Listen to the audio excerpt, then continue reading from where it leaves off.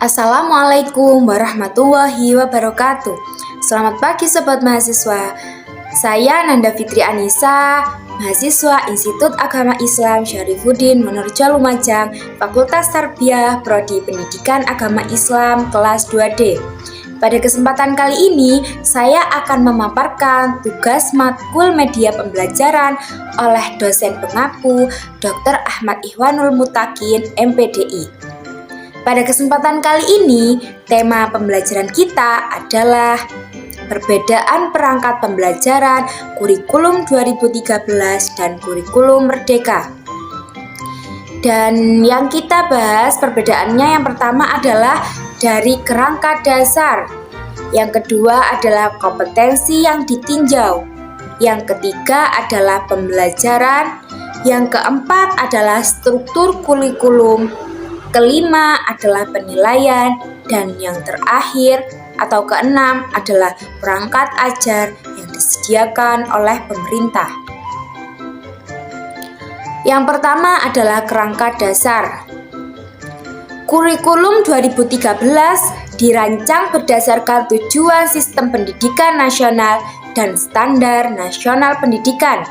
Sedangkan kurikulum Merdeka menambahkan pengembangan profil belajar Pancasila. Yang kedua adalah kompetensi yang ditinjau. Pada K13 akan dikenal dengan KI dan KD, yaitu kompetensi individu dan kompetensi dasar, yang disusun dalam bentuk poin-poin dan disusun per tahun. Namun pada kurikulum Merdeka, capaian pembelajaran disusun bukan per tahun, melainkan per fase dan tidak disusun per poin, melainkan dengan paragraf yang merangkai pengetahuan, sikap, dan keterampilan untuk mencapai, menguatkan, dan meningkatkan kompetensi. Selanjutnya adalah dari segi pembelajaran. Pendekatan yang digunakan pada K13 adalah pendekatan saintifik atau langkah-langkah ilmiah untuk semua mata pembelajaran.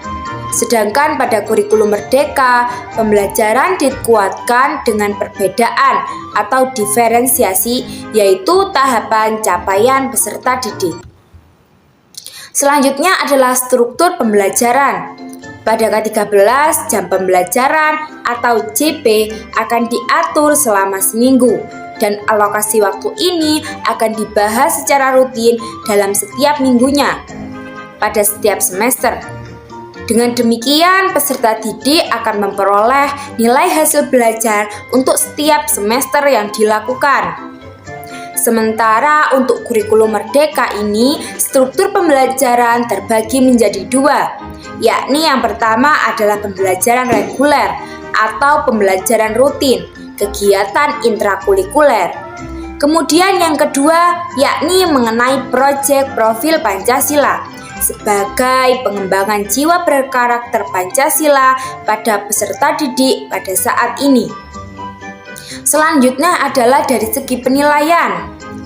Penilaian pada K13 dibedakan menjadi tiga, yaitu penilaian sikap, pengetahuan, dan keterampilan. Sedangkan dalam kurikulum Merdeka, penilaian secara terpadu tidak dibedakan antara sikap, pengetahuan, dan keterampilan. Yang terakhir adalah perangkat ajar yang disediakan pemerintah.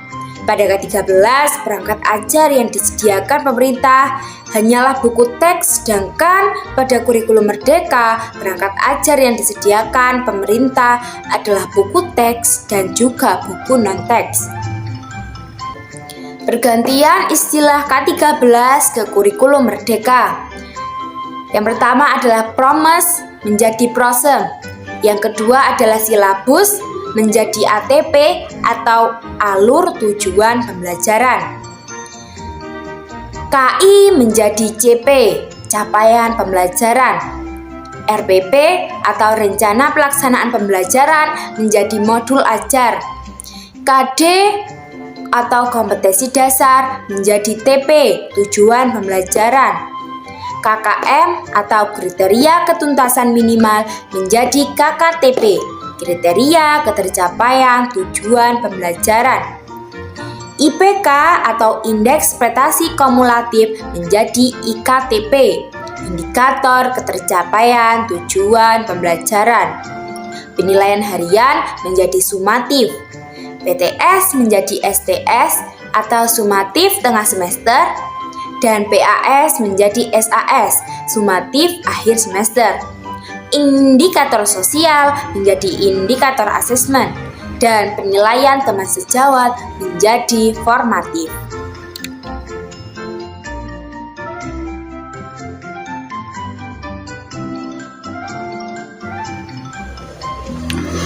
Sekian materi yang dapat saya sampaikan, kurang lebihnya mohon maaf.